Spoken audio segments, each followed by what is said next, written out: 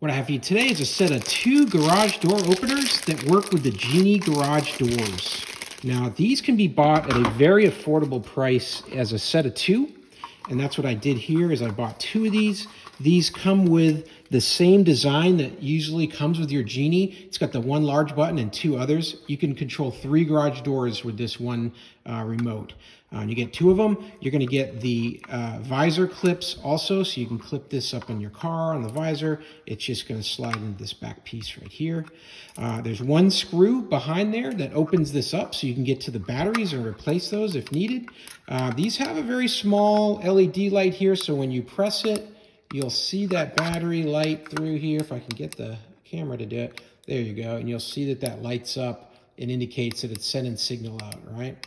So these are easy to program. The instructions that come with it here are pretty clear. So you're gonna have to be able to follow these pretty easily. Basically be pushing that learn button, pushing the button on the remote, and then getting that flash, and then you're ready to go. So these would be useful to replace a variety of types of Genies, but you're gonna wanna stick with the Genie operators for this. It's not gonna work on some of the others that might be out there.